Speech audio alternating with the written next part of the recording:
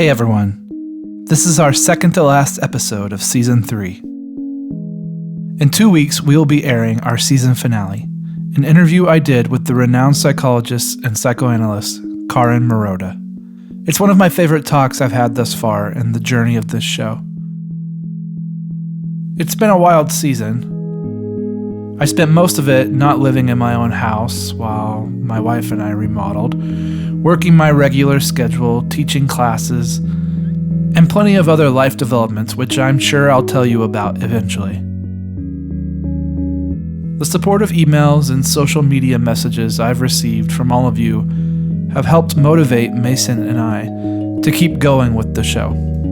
We'll probably take another long break after this season because we are sticking with our ethos of curation and not putting out episodes just to put out episodes.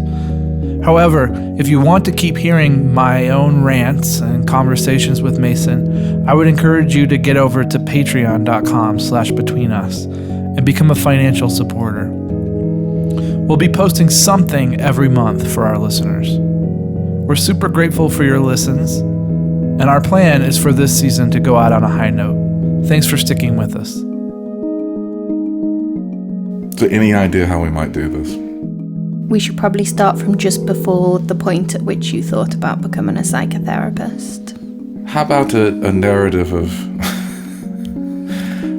my personal triumphs? That's how I tend to you know how these things have worked previously. So, well, what we don't need is an origin story. We could do this around questions.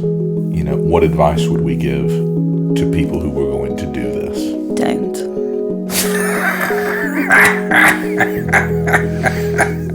And if you're gonna, don't do it privately. Get something with a regular paycheck. Is this just running? Yeah, because all this is really good. This will be good for the intro. Jack's listening to this now going, that was gold. I'm John Totten, and this is Between Us. A while ago, before I started coming here, there was a session that Laura cried. She'd never actually done that before, and it's a kind of a victory, right? It's kind of a milestone for a therapist when you get the patient to that point where they cry. It was different with her. There was something so moving about seeing her just break down like that. In that moment, I swear, I could have said fuck it all. I just want to be with her. But I didn't. I came to you instead. I can't even remember when it happened. Like, I remember you were miserable in music, but I don't remember what drove you to consider psychotherapy. Well, my decision to do it was similar to most everyone I've known who's become a psychotherapist. I was drawn to doing it because I had a really powerful relationship with a therapist. Oh, yeah, I remember. Witchy. Witchy, as we called her. Which I think that came about because there was something Stevie Nicks about her. So, Witchy, she was born. And following that, between that experience, which lasted about 9 months, and a true nadir of the work I was doing at the time in music, which was just soul-destroying, that seed was sort of planted then. And that was 2011, so it took 2 years before I signed up for a course, but the conversation began.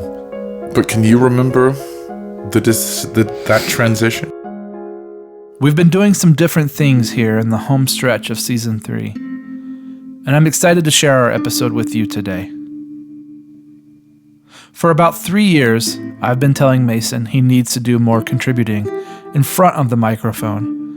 And due to my life being crazy throughout this season, he is graciously stepping up to the plate. When discussing ideas for the show today, I told Mason that what I really wanted to listen to was not necessarily another interview with a psychoanalyst or a colleague. What interested me was what it was like for his wife to experience him as he made the leap from full-time professional musician to counseling graduate school to practitioner. I'm always interested in this topic because I feel like I see a lot of divorce in our field, especially for the people who are married when they enter into it. Now, that's anecdotal. I don't have hard evidence that that's a trend. But I feel pretty confident that it's not always easy to be married to a therapist. And yeah, my main piece of evidence is my own self-analysis. My wife would probably disagree that it's hard to be married to a therapist. And she's much more of a private person than I am. But I'm aware of all the ways that I have the ability to challenge her when she needs to rest, or to disappear into my own thoughts when she needs support. One of my theories for this season has been that it's not always easy to be with us. So I was grateful when Mason's wife, Katie, agreed to sit down and talk with him about their journey together into his new career. Here's some context. In case you don't remember from some of my stories in Season 1, Mason and I grew up together in Tennessee. Yes, despite his anglicized accent. We went to high school and college together, and afterwards he gradually started expatriating to the UK, mostly because that's where the gigs were. There, he met his wife, Katie. And 4 years ago, their daughter, Beatrice, was born. Her name is Dr. Katie Neely. She's a neonatologist with a PhD in medical communication. So, to emphasize, she's a medical doctor and she has a PhD. And as Mason describes her, she is proper successful. She sat down with her husband, my co-producer Mason Neely, to talk about the madness they went through as a family. Here they are. I remember that you had this sort of intense process of meeting with Witchy, as we call her, that was clearly very powerful. Did you say something like she thought maybe I would make a good psychotherapist or something, or that you had a lot of skills that would be applicable to a career in psychotherapy? And I remember thinking, oh, God, really? Not from just from a sort of... Well, like it was a cheap line? Yeah, I mean, it felt pretty cheap, like power of suggestion. I mean, maybe even at the time I thought maybe it was a come on or something, but I remember not being overwhelmed by it. But then I remember you sort of starting to chip away at the research, at looking into it and what it would be. And then I think it sort of started to feel like something that was probably reasonably practical given the demise of the music industry. Well, it should and be something that was going to appeal to your skills and interests and desire to remain self-employed and flexible in the way you worked and studied. Yeah, that's my recollection. I think she didn't say you'd make a good psychotherapist. I think she said you'd really have a lot to offer as a psychotherapist. I can remember that, the gnashing of teeth and wondering to do it, because unlike yourself, I wasn't coming from a place of academic competence or achievement. I think there was a part of me that was not so much intimidated by going back to school, but was like, oh shit, I don't want to go to school. School's for nerds. Once the training began, once I made the decision. But what do you remember about that first year? I think I initially was getting quite excited at the thought you were going to become a psychotherapist because we've been watching that really crap American TV show. What? In Treatment? In Treatment, it's brilliant. Yeah. That's the best depiction of therapy that's ever been on television. Yeah, I mean, it's a good depiction, but, you know, it's fairly repetitive in its format, isn't it? But I suppose that's part of its charm. Anyway, aside, I was excited that you were going to that was what it was going to look like. And then I have to say, I felt a certain despair maybe after the first few months of training, because it was clear that it was reasonably, actually incredibly emotionally intense, and it was challenging you in a way that maybe I hadn't expected. You know, I was coming at it from the frame of, well, in all likelihood, the process of doing this course is going to be a process of learning to mobilize the communication skills that will enable you to be a therapist. I was taught communication skills as part of my medical training, and I expected it to maybe be done in much the same way, whereas clearly like what a it skill was... set.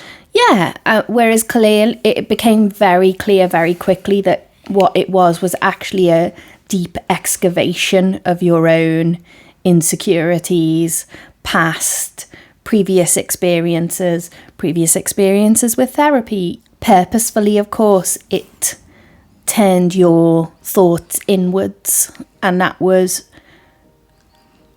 less sexy than drumming, definitely. And at times really difficult to A, watch you go through, and B, go through with you. I'll never know what it was like to go through training while in a long-term relationship. I became friends with my wife during my last year of grad school, and we didn't become serious until much after. But I did date in graduate school, and I think one of the things I was guilty of, and this is embarrassing to say now, was trying to use my new skills too much on the women I was dating. Constantly diagnosing and analyzing, sometimes in my mind, but still. A true amateur move. But it was part of my development to realize that all that diagnosing and analyzing and interpreting wasn't really what therapy was about. That what was valuable to my clients and what would have been valuable to those women was my presence and my curiosity. I can only imagine how daunting it must be for someone whose partner is going through that same development process. My recollection from that first year, were, I think being turned inside out was accurate. The experience of going from being in therapy and having someone attuned to you, having someone plugged into you, having someone curious and interested and sort of guiding you and on a tour of you in a way that was affirming, to all of a sudden use that momentum, that energy to also do something that was incredibly challenging and something that was, was asking you to consider every part of yourself. It was, I remember being a goddamn mess. You were a mess. It was exhausting. It was exhausting for you, and,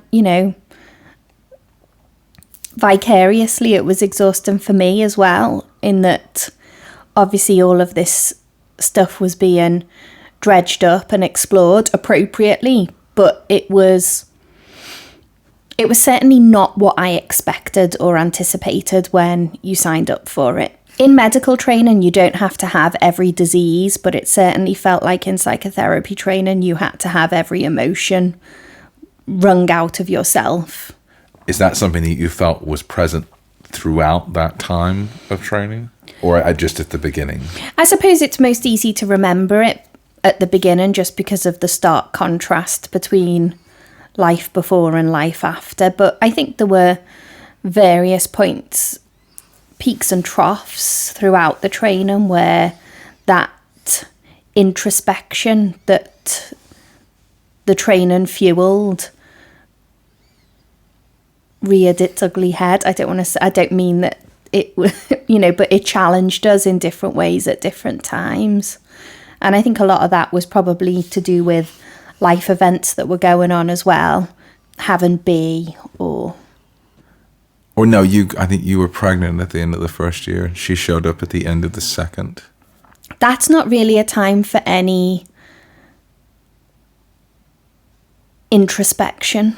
Early parenthood is a very difficult time in a couple for one person to be working on themselves.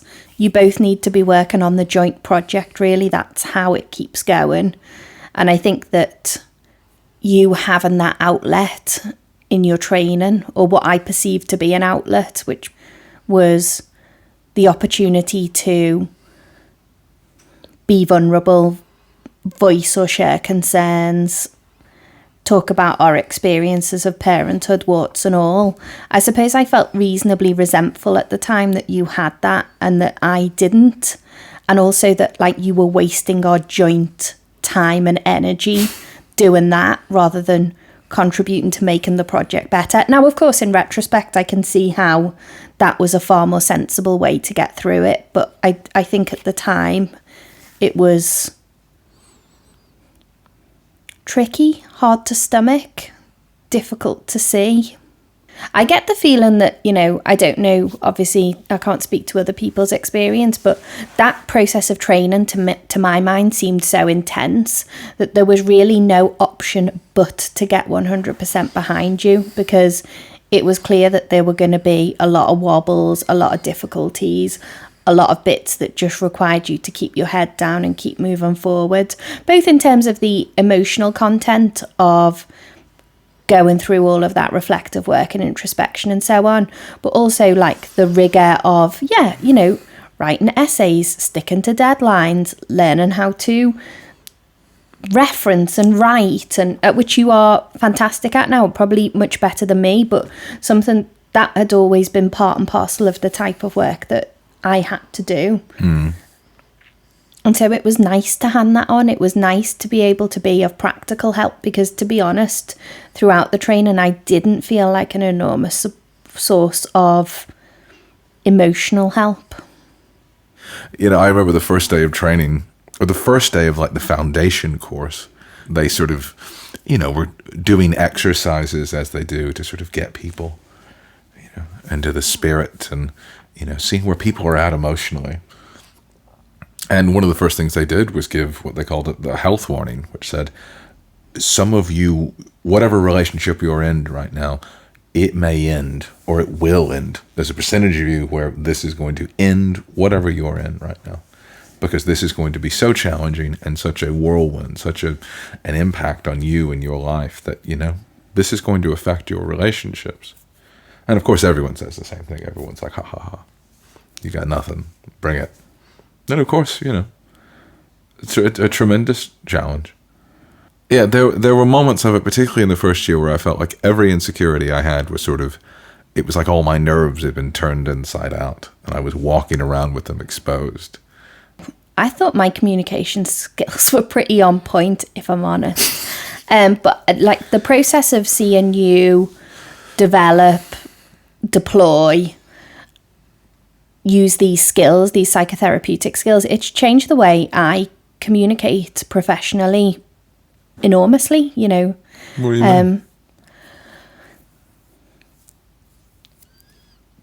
Well, I don't know. I suppose I've just picked up a lot of little practical tips from you. Obviously, we've had... Casual swearing? No, not generally smiled upon in the newborn intensive care unit. But, you know, about making sure people have their voice and doing more to give them that in the interaction, rather than just impose a standard set of empty platitudes upon them about how terrible it must be what they're going through and how I couldn't possibly understand what they're going through. Really taking that time to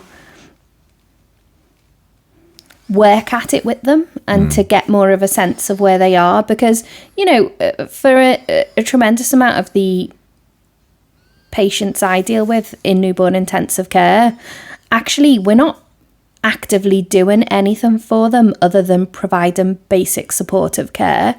And so for the parents, the biggest part of their, you know, therapeutic experience might be the opportunity to communicate with a professional about what is happening. And I don't think I'd ever thought of medical talk as therapeutic in the setting in which I work, but I definitely do now, partially transformed by you, partially transformed by the process of becoming a parent.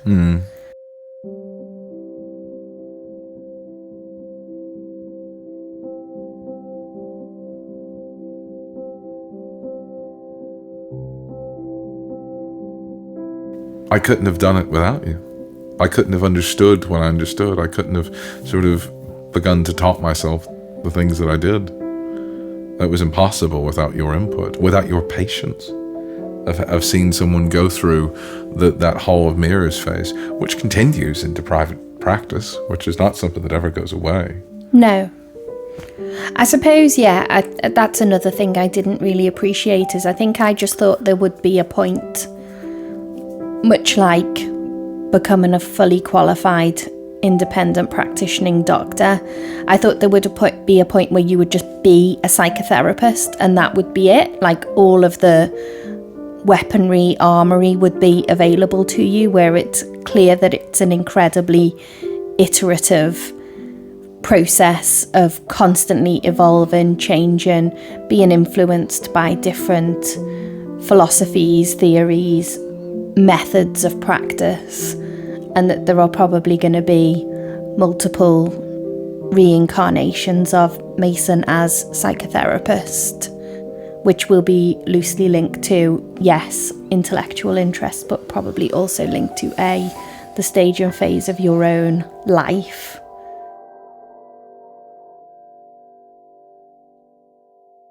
For someone who came into psychotherapy to sort of get away from the constant flux of music, because I was someone within music that was always doing different things. If I go back 12 months to look at how I practice, the things that interest me, the things that the way I intervene in that setting changes. It's something that's always evolving. And that seems like a lot of your view of this is like, again, there's a toolbox. You get the toolbox. Yeah, you've used all the tools. You've seen all the major life grievances, and then you just sort of redeploy the tools around different people, and the money keeps rolling in. I will admit, in my naive view, that was sort of what I expected this to be. And it's clear that that's not been the case. There have been clients who you've been enormously moved by, who you've been really incredibly affected by. I suppose that's something that maybe I didn't expect as well. How so? I mean, I suppose there are parallels in medicine. There have been patients who I've been extremely affected by, but maybe I think the tide comes in and out quicker in medicine, in that the volume of people you deal with is larger. Things come very quickly towards you and quite often go away quite quickly too, whereas what you've had to experience often is quite enduring relationships with people, you know, who are having the worst time. So, my wife is introverted and private, and I promised her I wouldn't press her to be on this episode. But I did ask her, what's the hardest thing about being married to a therapist? And in her way, she replied, I don't know. I've never been married to anyone who isn't a therapist. Cool. So I asked her why she wasn't interested in me in a romantic way the first time we met.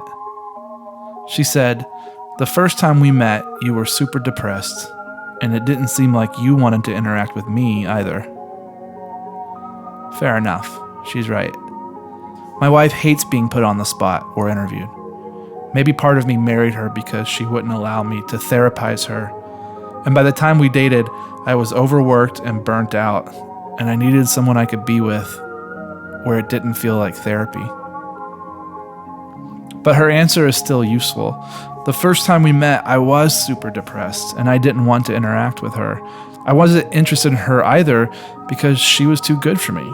Not in a way of being out of my league, because I don't really believe in that concept, but in a way of actual moral and emotional goodness. There are a third of my clients on any given day.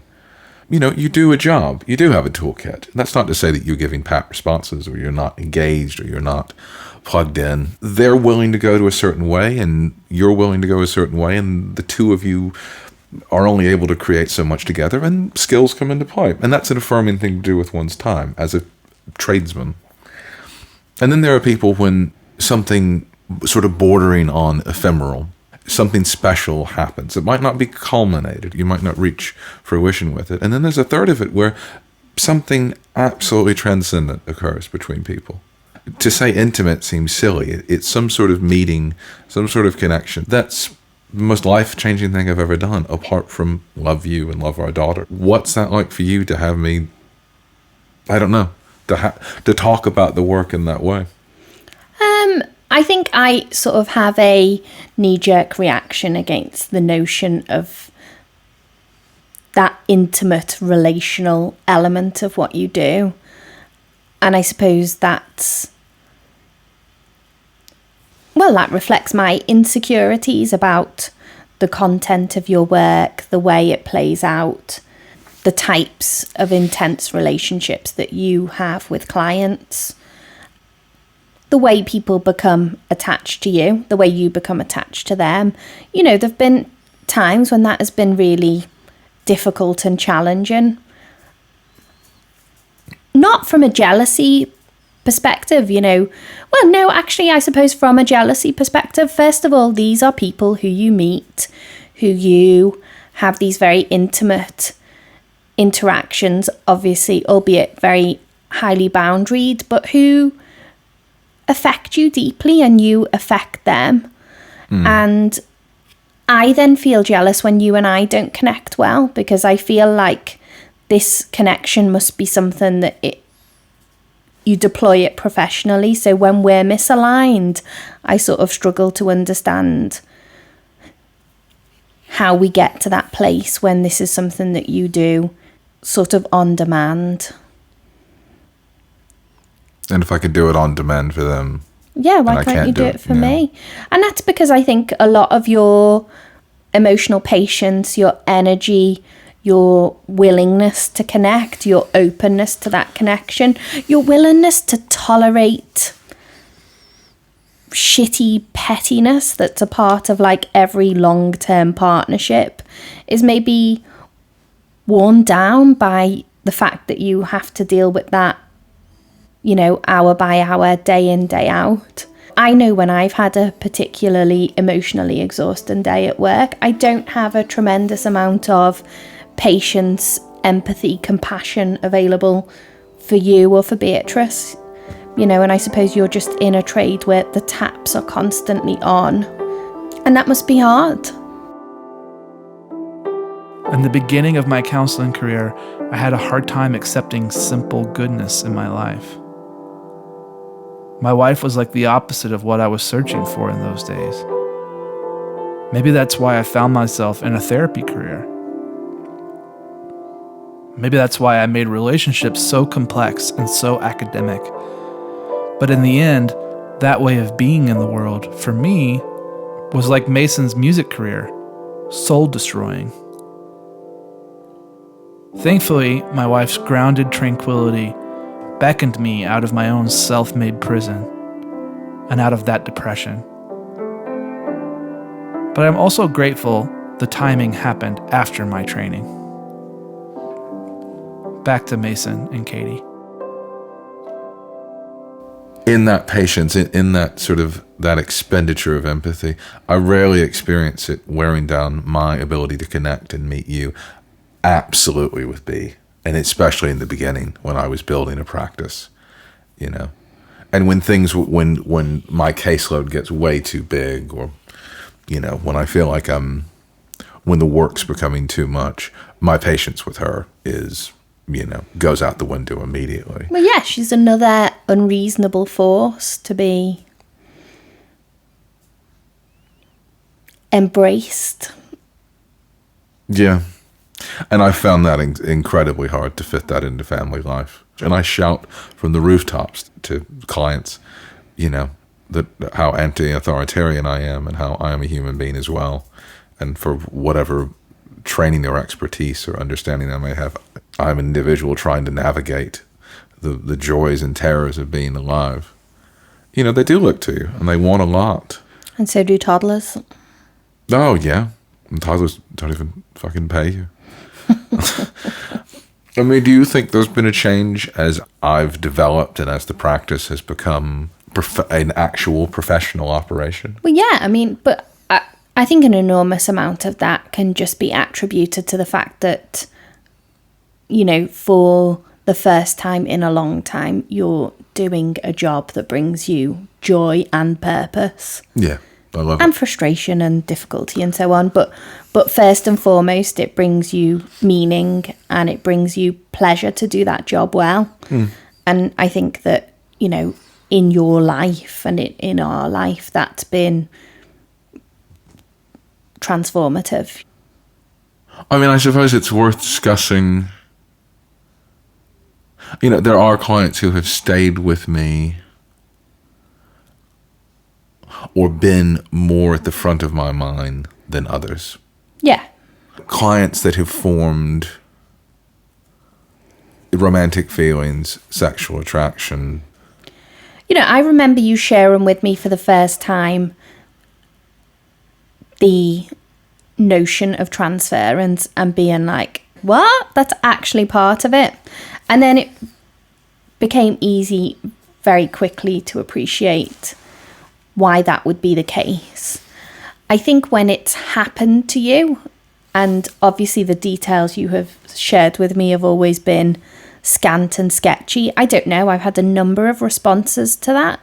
First of all, anxiety for you, that you are in a vulnerable position, and that whilst the thrill of meeting that intellectually and practically is enormous, fundamentally you are vulnerable as a man who works alone with women.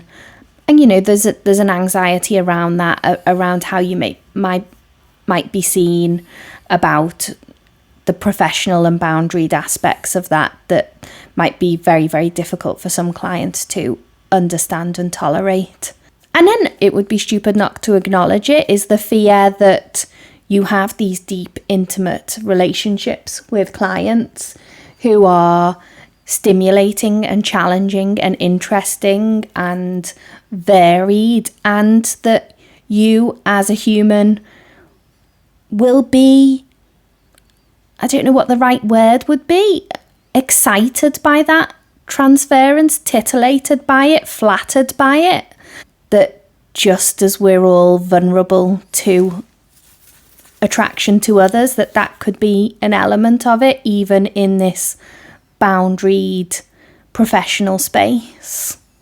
Of course, there have been clients which are interesting, and there have been clients, that I have, how can I phrase this? That are attractive. Yeah, and that I have been attracted to. That are physically attractive, that are spiritually that and are, emotionally and... That's in the moment of meeting that as a practitioner and someone who has done this long enough to be like, I'm a professional. I do know what I'm doing. I may lose it all the time. But, there is a competence. It's a terrifying thing. It's not really titillating. At the time, it's incredibly difficult. It's something that's really scary. Not scary because something's going to happen, but scary like, how the fuck am I going to manage this? Not just manage it and get them out of the room, but manage this in a way that can help make a positive impact. That out of this sort of this wild, primal, affective experience, this thing of we can call it transference. We can dress it up. We can clean it up in that way. But it's in that meeting of people and desire coming out of that. How can you use that incredible thing in a way that's constructive, that's illuminating, that's edifying, that pushes people towards a greater affirmation of their lives? And the weight of that, to try and manage it in a way. I suppose the things that I have shared to you, that are shared with you rather, have been not so much to offload my own emotional experience, but more like almost practitioner to practitioner. Like, fuck, how can this be managed in a way that's positive? Like, how can I sort of stay in this stream, and how can I stand against this tidal wave? Yeah, well, the patients and the clients who challenge us the most are the ones who have the greatest power for transformation and learning. But, there is something different about this in that it is an affective relational bond between two people in which one person is projecting or experiencing something that is, that is not reciprocated necessarily, or that is reciprocated, but then has to be, as you said, managed in a way that serves rather than damages the interaction.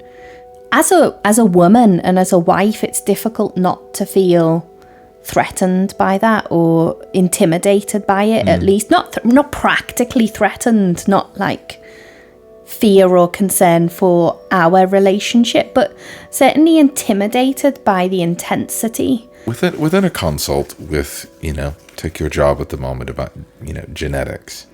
If you are talking in that consultation about the relationship that you have with the patient, with the family, if you're going deep into that relationship, you have gone so far fucking off course as to what your remit is there. Yeah. Whereas the way I conceptualize the therapy meeting is really when I'm talking about the relational experience and the relational material that's being generated from the therapy setting between the client and I, we're actually in therapy. Then, sort of all of that unconscious material is being made emergent. You're creating something to explore. Yeah, and I suppose that's where my excitement comes in of, God, as terrifying as this is, it's, oh shit, it's happening. We're there. And sometimes that can be channeled and managed into something useful, and sometimes it just overwhelms the process altogether. There are going to be couples out there right now who are training to be psychotherapists. Words of wisdom? What would you tell them? My advice would be buckle up, because this is probably going to be quite an intense journey. I think that in the process of unpacking all of your own insecurities, traumas, relationships, and so on, it somehow did often shine the spotlight into corners of our relationships that maybe we're not working as well as one of us would want, places where we don't align well, places where we have fundamentally different experiences. It shone light into places that we've both then been forced to look together. And I'm grateful for that. But I would say, as the partner of someone doing that, be prepared that you are not immune from involvement, that your role will be critical, not just in support, but in the exploration of the things that shape the person who will ultimately be a therapist. There should be a leaflet, perhaps, on induction that you can hand out to your friends and family. It is worth saying you can't have two hyper-emotional people in a marriage. I think that is worth a mention. Not just the process of unpacking it, but my suspicion is generally the people who are drawn to be psychotherapists are, I call them externalizers, but I don't know if that's an official term. People who are clearly very comfortable with sharing the nature of their emotional reaction to things. And I think that, Look, I'm Freddie Mercury and you're John Deacon on bass. Crushing it. I'm not sure working that I away am. while me. I'm the stage hand. Front of the Or seventh wire man on the sound. Seventh wire. Right. I think that went well. Thanks, Kay. Thanks, Mace. This has been Between Us. Our special thanks to Katie Neely for being our guest, and to Mason for taking the wheel. Between Us is produced by myself, John Totten, and Mason Neely, who also composed our music. Tune in 2 weeks for our season finale with Dr. Cara Marotta. As usual, go and find us at patreon.com/betweenus to become a supporter. Leave a review on iTunes or find us on social media. And until next time, take care.